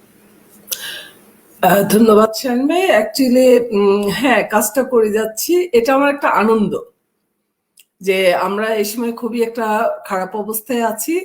শুধু বাঙালি না, আমার লোকাল কমিউনিটিতে মানে আমি একদিকে ধরছি তো আরেকদিকে দেখা যাচ্ছে যে অনেক চাহিদা বেড়ে যাচ্ছে, এবং শুধু ক্যালগেরিতে না, এটা ক্যালগেরির বাইরে এবং কানাডার অন্যান্য শহরে এবং দেশের অনেক জায়গায়, দেশের বাইরেও এটা গেছে এবং আরো যাবে যতদিন থাকবে করোনার সমস্যা। আমি এই কাজটা আনন্দের সাথে করব। আমি নিজে হাতে সেলাই করি, এই কারণে আমার একটা টাচ থাকে ছোট্ট, যে আমার একটা অনুভূতি, আমার একটা স্পর্শ থাকে আমি যাদেরকে পড়াই, এইটাই যে কারণে আমি হয়তো অন্যভাবে করতে পারতাম, আমি সেটাতে ইন্টারেস্টেড না। আর আমার ভবিষ্যৎ পরিকল্পনা, আমি খুব পরিবেশ বান্ধব একজন মানুষ। আমি ইংল্যান্ডে অনেক বছর ছিলাম, আমি প্লাস্টিকের ব্যাগ ব্যবহার করতাম না। আমি নিজের তৈরি কাপড়ের ব্যাগ আমার ব্যাগের মধ্যে রাখতাম। আমার একটা পরিকল্পনা আছে যে আমি একটু চ্যারিটি করতে পছন্দ করি। যেমন আমাদের এখানে ফুড ব্যাংক আছে। আমার মনে হলো বাচ্চাগুলো এবার কিংবা অনেক পরিবারে হয়তো ক্রিসমাসের কেকটা পাবে না কিংবা কিছু না, আমি ওদের খাওয়ার না দিয়ে আমি ওদেরকে কিছু ফুড ব্যাংকে টাকা পাঠালাম, আর ওদেরকে আমি মাস্ক পাঠাচ্ছি। আমি এটা অলরেডি বলে আসছি। আর ফিউচার প্ল্যানের মধ্যে আমার তো একটা বিজনেস আছে যেটা আমি বাংলাদেশকে প্রমোট করি, কারণ আমার শাড়ি, আমার গহনা, আমাদের কালচার, সেটাকে ধরে রাখার জন্য যেন এখনো পরে। আমি বাচ্চাদের জন্য আবার শাড়ি তৈরি করছি, সেটিং শাড়ি, আমি নিজে নিজে, যেন ওরা একটু আনন্দ পায়, ওদের কালচারটা যেন ওদের ভিতরে তৈরি হয়ে আসে। আর আমার যেটা বললাম পরিবেশ বান্ধব, যেটা আমার ফিউচার প্ল্যান আছে, আমি কাপড়ের তৈরি ব্যাগ তৈরি করব, যে ব্যাগটা বারবার মানুষ ব্যবহার করবে, এই যে মানুষগুলো ময়লা মানে আমাদের যে গার্বেজ গুলো পরিষ্কার করতে আসে, এটা ওদের কষ্ট। এই শীতের দেশে আমরা যেখানে সেখানে নোংরা জিনিসগুলো প্লাস্টিক গুলো ফেলে যাচ্ছি। আমরা এত বেশি সেলফিশ হয়ে গেছিলাম, এখন আমরা এটা বুঝতে পারছি যে এত স্বার্থপর আমাদের হওয়ার খুব দরকার ছিল না। তো এইটা নিয়ে আমি কাজ করব, এবং এটা আমি কিছু চ্যারিটির সাথেও কাজ করব। এখন আমি করতে পারছি না, কারণ অনেক ক্ষেত্রে যোগাযোগ করতে পারছি না করোনার কারণে। নিজে ভালো থাকার চেষ্টা করি, আমার ভুলের জন্য যেন কারোর কোনো ক্ষতি না হয়, কেউ যেন সংক্রামিত না হয়। আবার আমি নিজেও সংক্রামিত হতে চাই না, কারণ আমি মানুষকে একটু সেবা দিয়ে যাচ্ছি। আমি আমার ঘরে যদি কোনো ব্যাধি থাকে, সংক্রমণটা থাকে করোনার, আমি সেটাকে যদি মাস্কটা মানুষকে দেই, এটা তার উপকারের থেকে অপকারটা অনেক বেশি হবে। সো এই জন্য কাজ করে যাচ্ছি, কিন্তু আমার ফিউচার প্ল্যান আরো কিছু আছে। যেমন আমি মাস্কটা হচ্ছে একটু ব্যাপক পর্যায়ে নিতে চাচ্ছি, আমি তো খুব বেশি করতে পারছি না। আমার কথা যে আমি একটা অনলাইন, থ্যাঙ্কস গড আমাদের দেশে একটা সময় ডিজিটাল বাংলাদেশ, এটা ওয়েস্টার্ন কান্ট্রি হয়ে যাবে, এ হবে, মেয়েরা নষ্ট হয়ে যাবে। আমাদের যে কি সৌভাগ্য, এটা আমি এই সেক্টরটা নিয়ে কথা বলতে চাই। আমাদের যারা কাজ করে যাচ্ছেন, আমাদের প্রাইম মিনিস্টার সারা বাংলাদেশে কোথায় আজকে ডিজিটাল বাংলাদেশ নাই? এই বাংলাদেশের সৌভাগ্যে আমরা এখানে বসে বাংলাদেশের মানুষ আমাদের অনুষ্ঠান দেখছেন। বিজনেসম্যান যারা আমাদের মতো ছোট ছোট বিজনেস যারা করে কিংবা বড় বিজনেস করে, তারা অনলাইন বিজনেস করছেন, মানুষের ক্ষতি করছেন না, কিন্তু বিজনেস চলে যাচ্ছে, ঘরের জিনিস পৌঁছে যাচ্ছে। কিসের জন্য? এই ডিজিটাল বাংলাদেশের জন্য। তো এইরকম আমার প্ল্যান আছে। আমি এই কথাটা বললাম, আমার কাছে খুব ভালো লাগে যখন আমি ভাবি আমাদের বাংলাদেশটা ডিজিটাল বাংলাদেশ, নাম্বার ওয়ান। আর নাম্বার টু, অনলাইনে বসে আমি কিছু মানুষকে শেখাবো। অনেকে আমাদের মতো অনেক শিক্ষিত মানুষও কিন্তু ঘরে বসে আছেন, যে কেন কাজ করব, এরকম মানুষ আছে। আমি ওদেরকে একটু কাজে লাগাতে চাই, ওদেরকে শেখাতে চাই মাস্কটা কিভাবে তৈরি করবে, যেন নিজে তৈরি করলে তার একটা কিন্তু আহ ভালোবাসা থাকে সেই জিনিসটায়। আমার জিনিসটা আমি আমার বোনকে পড়াবো, আমি আমার বোনকে পড়াইনি এখনো। আমার কিছু প্ল্যান আছে, ভালো প্ল্যান আছে, কিন্তু আমি দেখো। আপা, আমি আপনাকে ইন্টারাপ্ট করছি। আপনার, আমি জানি যে আপনার মাস্ক আপনি বাংলাদেশে দিতে চাচ্ছেন। জি, বাংলাদেশে আপনার আপনার একটি মনের কথা যতটুকু আমি জানি, যে আপনার মাস্ক আপনি চান যেন মাননীয় প্রধানমন্ত্রীর জন্য আপনার মাস্কটি এক সময় অবশ্যই। পরেন। সেই হিসেবে আপনি বাংলাদেশের সিম্বল সম্বলিত সে একটি মাস্ক তৈরি করেছিলেন এই বিজয় দিবসের সময়, আমি দেখেছি। সেই হিসাবে আমি আশা করব যে আপনি যেন আপনার স্বপ্ন পূরণের সেই জিনিসটুকু যেন মানে সহযোগিতায় কেউ যেন এগিয়ে আসেন বাংলাদেশে আপনাকে। আর আমাকে দর্শক থেকে কিছু প্রশ্ন এসেছে। আপনার যে পদক্ষেপগুলো সেগুলো স্বাগত জানিয়েছে, এবং কোন নারী যদি এই বিষয়ে কোনো উদ্যোগ নিতে চায়, আপনি কি কানাডা থেকে বাংলাদেশের নারীদের জন্য হেল্প করতে পারবেন কিনা? অবশ্যই করব, কেন না? আমরা একসাথে কাজ করব। আমরা তো, আমি পৃথিবীর যে কোনায় থাকি, তো আমি বাংলাদেশেই আছি, কিন্তু এখানে বসেও আমি কিন্তু এখনো কিন্তু আমি বাংলাদেশে আছি। আমি যে পৃথিবীর যে কর্নারেই থাকি, যেখানেই থাকি, আমি আমার বাঙালি কমিউনিটির সাথে আছি, আমি আমার বাঙালির সাথে আছি। নট অনলি বাঙালির সাথে, এই দেশের মানুষের সাথেও আছি। কেন? আমি আমার নিজের দেশটাকে তুলে ধরতে চাই, যে দেখো আমি একজন বাঙালি। অনেকে আমাকে বলে যে তুমি কেন দামটা না, মেকিং চার্জটা নাও, কাপড়টা দে। আমি বলছি, না, এটা আমি করে যাচ্ছি। তো ওদেরকে আমি মানুষের চোখে জল দেখেছি। তো এটা কিছু না, একটা ভালোবাসা। এই টাকাটা কিছু না, সবাই কিনতে পারে। একটা এদেশে কেনেডিয়ান একজন মানুষ, সে পড়বে, সে বলবে জেসমিন এই মাছটা বানায়, ও কিন্তু ও কিন্তু বাঙালি মেয়ে, ও কিন্তু বাংলাদেশের মেয়ে। এই যে আমি বাংলাদেশের মেয়ে, এই বাংলাদেশের মেয়ে হিসেবেই আমি সবার কাছে পরিচিত হতে চাই। ছিলাম, আছি এবং থাকবো। আপনি বাংলাদেশকে তুলে ধরেছেন, সেটা অবশ্যই আমি বলবো যে প্রিয় দর্শকবৃন্দ, আজকে যারা আমাদের এই অনুষ্ঠানে যারা দেখছেন, আপনারা জেসমিন আপার যে কাজের যে কথা উনি বলেছেন, আমরা বাংলাদেশকে তুলে ধরেছি। বাংলাদেশকে আমরা কিছু ছোট ছোট কাজ করেও, জেসমিন আপার মতো সোশ্যাল ওয়ার্কে আমরা থেকে আমরা বাংলাদেশকে বিশ্বের দরবারে আরো তুলে ধরতে পারি, বাংলাদেশকে আরো পরিচিতি লাভ করতে পারি। আর আমি এই দর্শকদেরকে অনুরোধ করছি যে যারা আমাকে কোশ্চেন করেছেন, তারা আমাদেরকে ইনবক্সে যোগাযোগের জন্য আপনাদের ইমেল অ্যাড্রেস আমাকে দিতে পারেন। আমি আপনাদের ইমেল অ্যাড্রেস জেসমিন আপার কাছে আমি পৌঁছে দেব আপনাদের যে প্রশ্ন আছে। আমি চলে যাচ্ছি জ্যোতি আপার কাছে আমাদের শেষ প্রশ্নের অনুষ্ঠানের, যে ডোমেস্টিক ভায়োলেন্স ইন বাংলাদেশে একটি বিরাট একটি স্পর্শকাতর বিষয়। এই বিষয়ে আপনি কি ধরনের আইনজীবী হয়ে কি ধরনের পদক্ষেপ বা কি ধরনের চিন্তা ভাবনা করছেন, নারীদের ক্ষেত্রে কিভাবে ডোমেস্টিক ভায়োলেন্সটাকে বন্ধ করা যায়, এই বিষয়ে যদি কিছু। ডোমেস্টিক ভায়োলেন্স নিয়ে কথা বলার আগে একটু আমি মাস্ক নিয়ে কথা বলবো, এটা আপনার কাছে চেয়ে নিচ্ছি।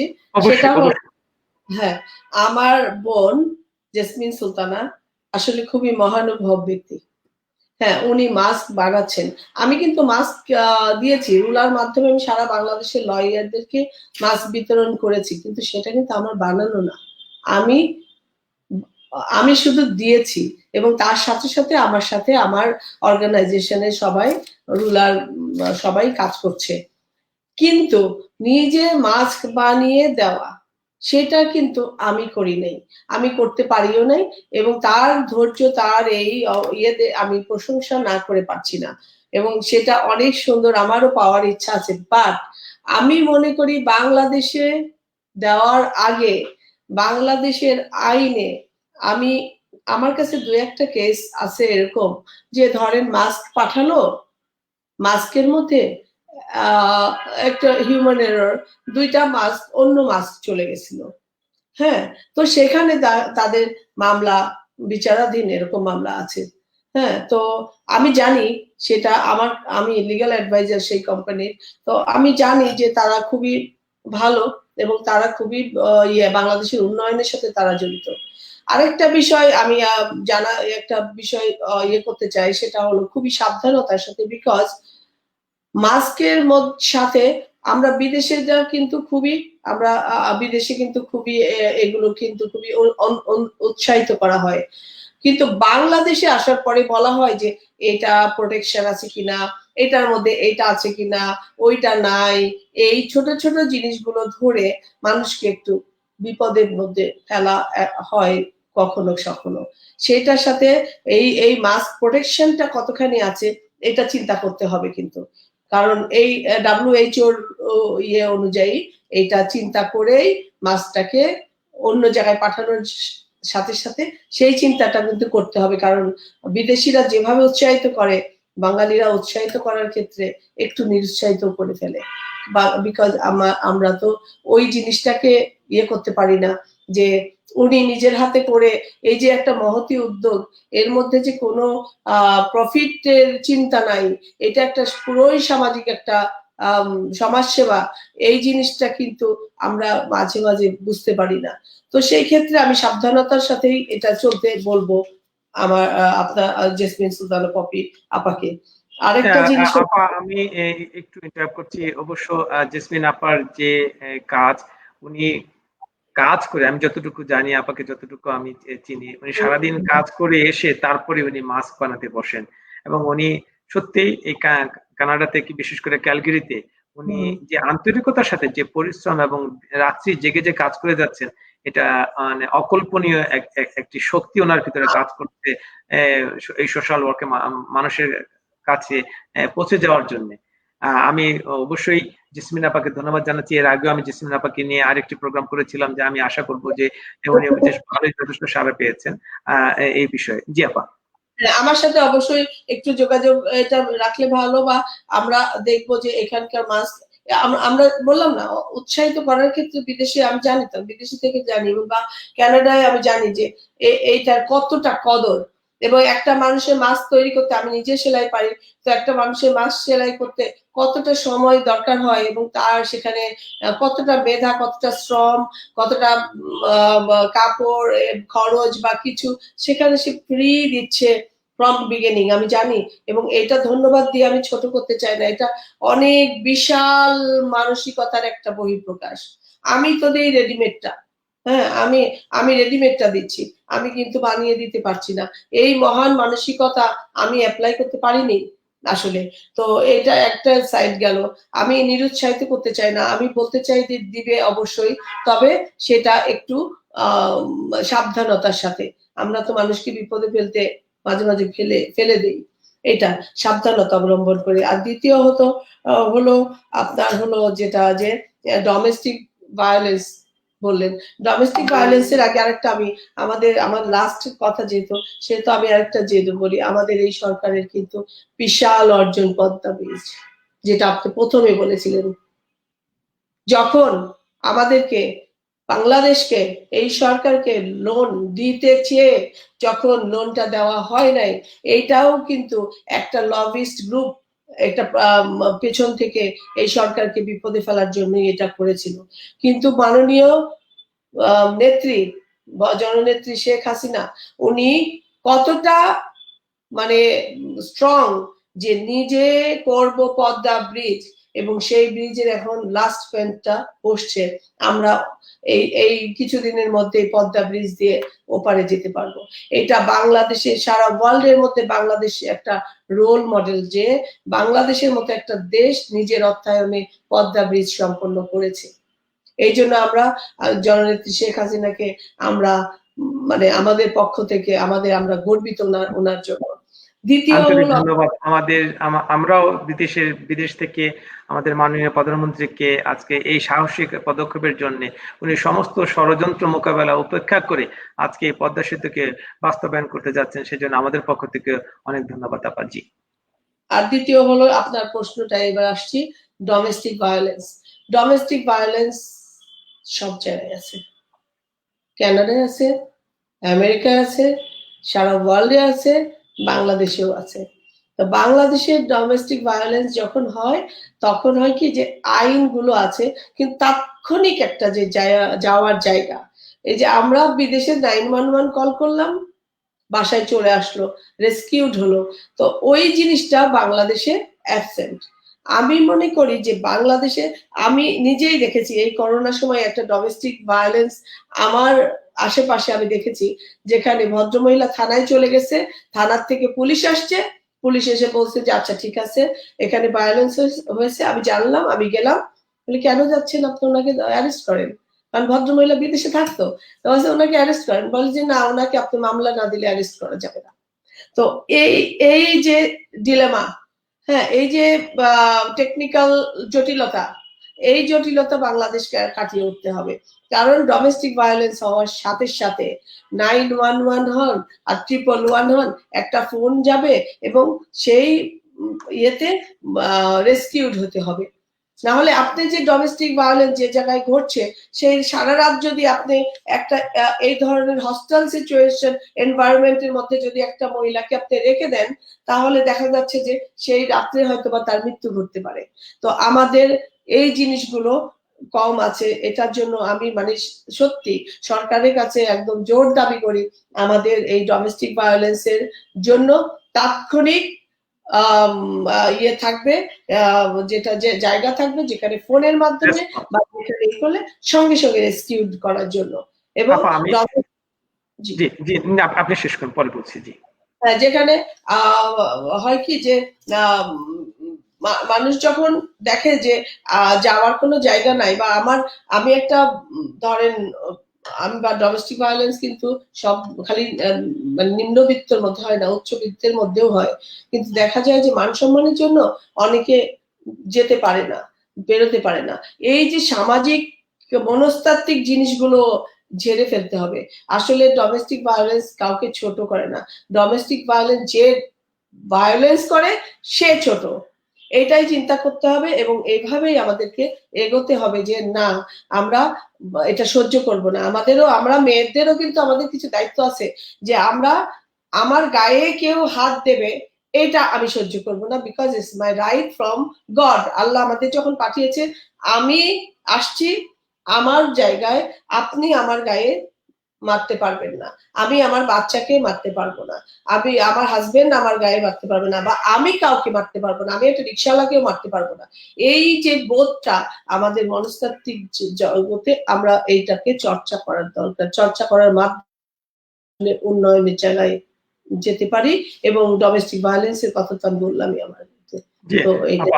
আপনি যে কথাটা বলেছেন যে এই যে মনোভাব সৃষ্টি করাটা, আমি অবশ্য বর্তমান সময়ে বাংলাদেশের পাঠ্যপুস্তকের কথা অবশ্য আমি ঠিক সিলেবাসটা আমি ঠিক জানি না, যে এই ডোমেস্টিক ভায়োলেন্স নিয়ে আমরা ধরেন যে নিম্নবিত্ত থেকে উচ্চবিত্ত পর্যন্ত যে কথাটা বলেছেন, আপনি কি মনে করেন যে এই বিষয়ে আমরা কোনো শিক্ষাদানের ক্ষেত্রে, যেহেতু আমাদেরকে আজকে মাননীয় প্রধানমন্ত্রীর ক্ষেত্রে গ্রামের অঞ্চলে একটি নির্দিষ্ট সময় পর্যন্ত শিক্ষাটা ফ্রি করা হয়েছে, এই বিষয়ে পাঠ্যপুস্তকে ডোমেস্টিক ভায়োলেন্স নিয়ে যদি কোনো কিছু কথা কি বিষয়বস্তু থাকতে পারে যেখানে আমরা পরবর্তী ভবিষ্যৎ প্রজন্মকে সামনে নিয়ে আসতে পারি?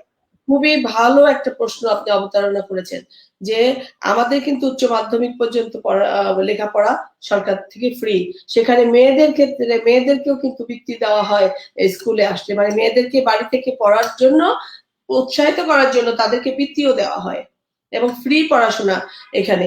তো এইখানে পাঠ্যপুস্তকের মধ্যে যদি আইনটা থাকে, কিছু কিছু ছোট ছোট আইন, যেগুলো বাল্য বিবাহ, তারপর এই ছোট ছোট আইনগুলো যদি চলে আসে এবং সেই সাথে যদি ভায়োলেন্সের বিষয়গুলো চলে আসে, তাহলে ভায়োলেন্সের শাস্তি কি, হ্যাঁ, ডোমেস্টিক ভায়োলেন্সের শাস্তি কি, এইসব বিষয় যদি আসে, তাহলে হয় কি যে একদম বাচ্চা বয়স থেকে মানুষ জানতে পারে যে এই কাজ করলে আমার এই শাস্তি, আমাকে এটা করা যাবে না।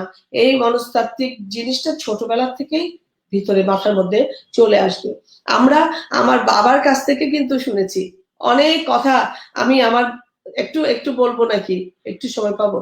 জি আপা, অবশ্যই অবশ্যই, প্লিজ। আমি আমার বাবার কাছ থেকে শুনেছি যে এরকম এরকম যে আমার নামের সাথে কেন বাবার নাম নাই, ভাইয়ের নামের সাথে কেন বাবার নাম। তো আমার বাবা কিন্তু সঙ্গে সঙ্গে উত্তর দিয়েছিলেন কি জানেন, যে তোমরা যখন বাবা মেয়েরা বিয়ে হয়ে যায় তখন বাবার নামটাকে সরিয়ে হাজবেন্ড নামটাকে বসানো হয়। তো সেই ক্ষেত্রে আমরা ওই জায়গা থেকে সরে যাই যে হাজবেন্ড, সংসার, অস্তিত্ব, বাবা মা শেষ। হ্যাঁ, এই জিনিসটা না, আমি আমার আদর্শ, আমার নামের সাথে আমার হাজবেন্ডের নাম থাকবে, ঠিক আছে, কিন্তু আমি একেবারে সবকিছু ভুলে যাব। একটা আদর্শগত জিনিস তো থাকতে হবে, যে আমার পরিচয় কি, আমার বাবা কি, আমার হাজবেন্ড। আমাদের একটা কন্ট্রাকচুয়াল ম্যারেজ, একটা কন্ট্রাকচুয়াল রিলেশনশিপ। আমাদেরকে ওই জায়গায় চিন্তা করতে হবে, আমরা দুইটা মানুষকে শ্রদ্ধাবোধের মাধ্যমে আমাদের একটা জায়গা সৃষ্টি করতে হবে। তো এইসব জিনিসপত্র কিন্তু আমি আমার ফ্যামিলি থেকে অনেক কিছু শিখেছি, যেটা তখন বুঝি নেই, এখন বুঝি যে এটার কি অর্থ। আমার বাবা কিন্তু বলতেন, মানে বলে যেতেন, কিন্তু আমার মনে হতো এগুলো কেন বলে আব্বা।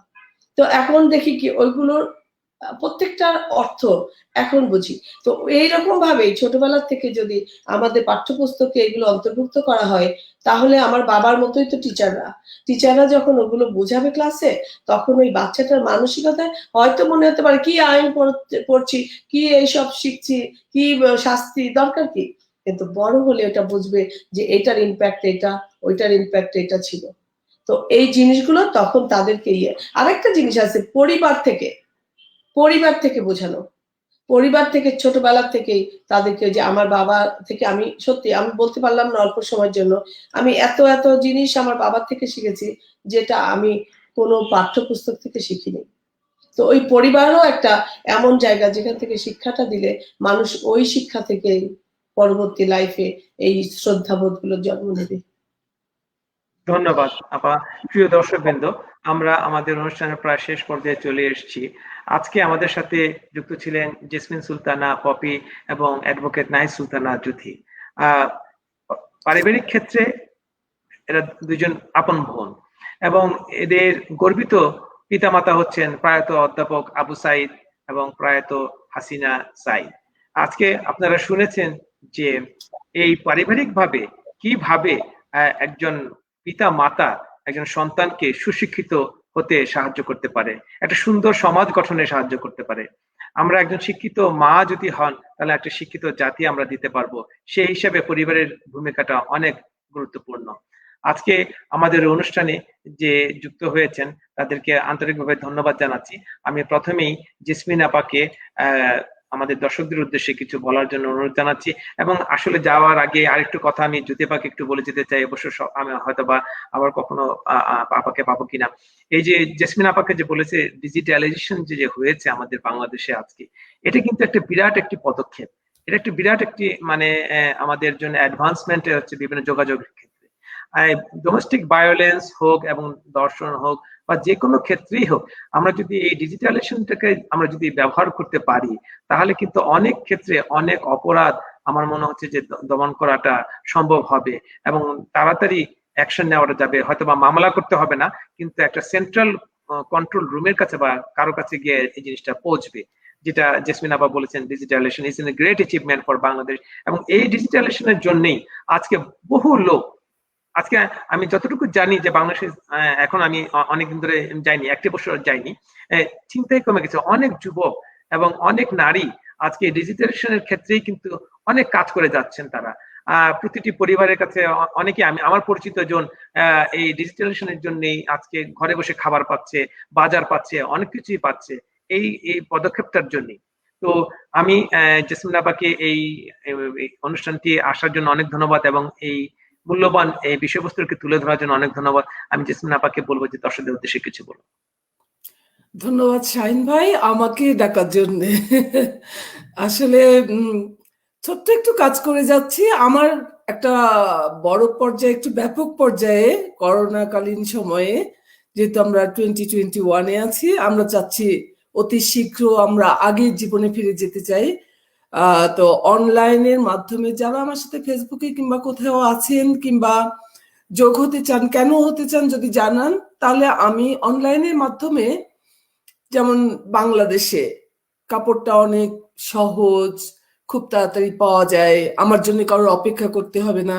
অনলাইনে যদি এগুলো কেমন করে বানাতে হবে, কোন কোন ডিজাইন করতে পারবে, যদি আমার সাথে কেউ ক্লাস করতে চায়, তাহলে আমি তাদের সাথে একটা ক্লাস করতে পারি পৃথিবীর যে কোনো জায়গা থেকে।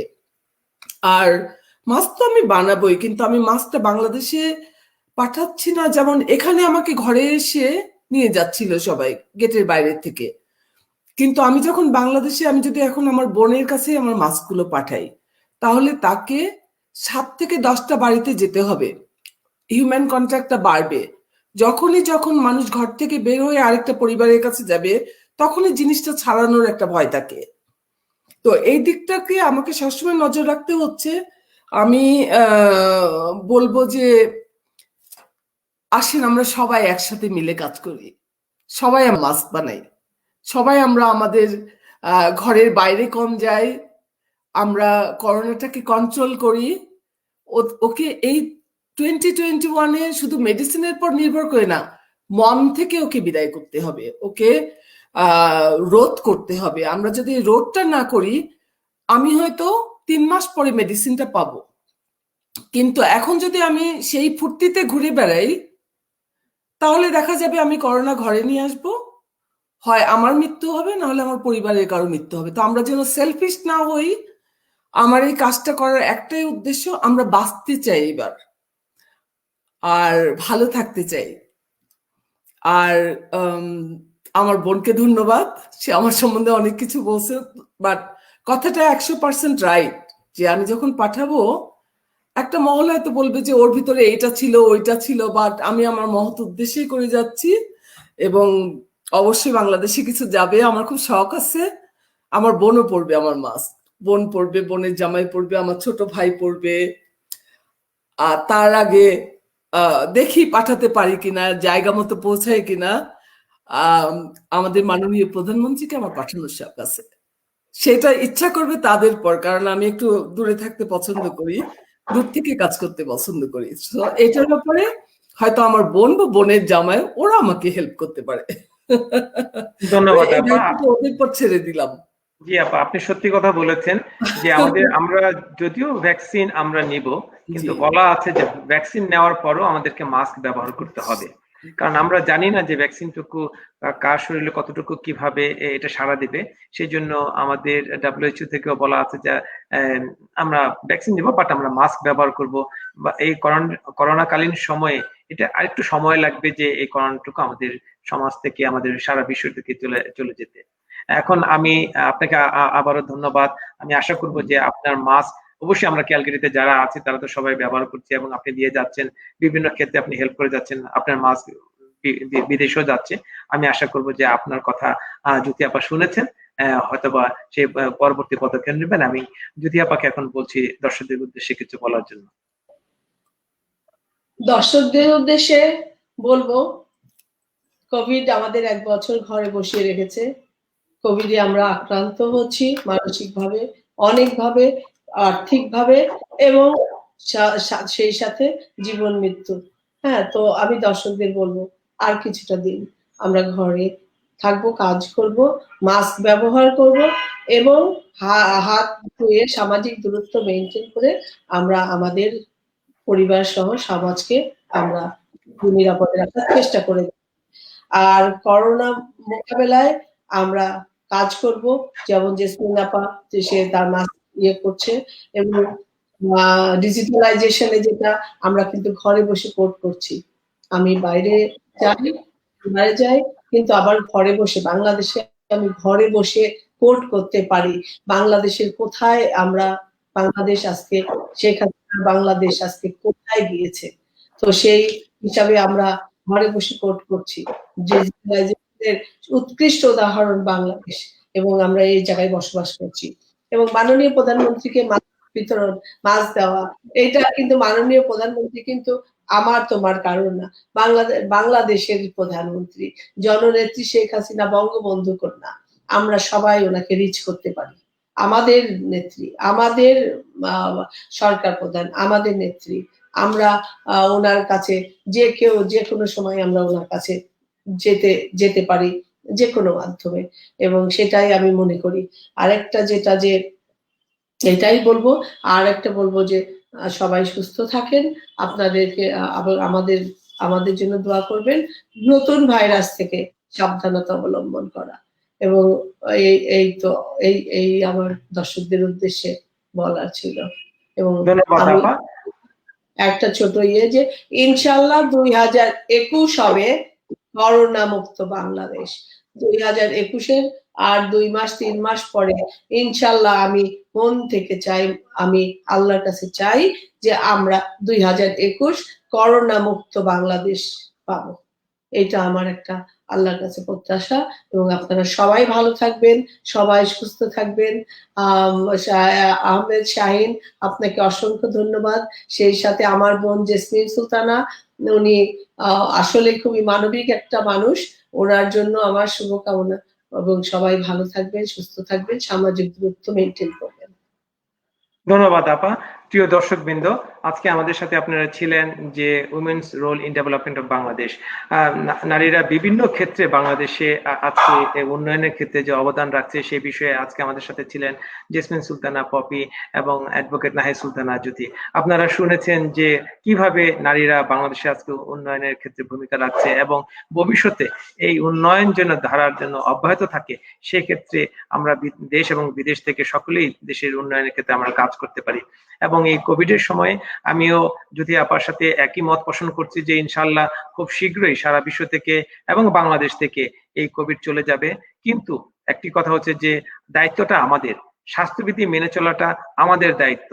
আমাদের সরকার, আমাদের প্রতিটা দেশে, প্রতিটি দেশের সরকার তাদের স্বাস্থ্যবিধি দিয়ে দিয়েছে, কিন্তু সেটা দায় দায়িত্ব হচ্ছে জনগণের। আমরা যদি সেই দায় দায়িত্ব যদি না মানি, আমাদের পরিবার হারাচ্ছি, আমাদের প্রিয়জন হারাচ্ছি। আসুন আমরা সকলেই স্বাস্থ্যবিধি মেনে চলে বাংলাদেশ এবং বিদেশে সকলে সুস্থ থাকি, পরিবার পরিজনকে সুস্থ রাখি এবং আমরা একটি করোনা মুক্ত 2021 সাল যেন আমরা খুব শীঘ্রই দেখতে পারি। এই বলেই আজকে আমি আমার অনুষ্ঠান শেষ করছি। খুব শীঘ্রই আপনাদের কাছে আবার নতুন একটি বিষয়বস্তু নিয়ে ফিরে আসবো। সেই পর্যন্ত আপনারা ভালো থাকুন। ধন্যবাদ।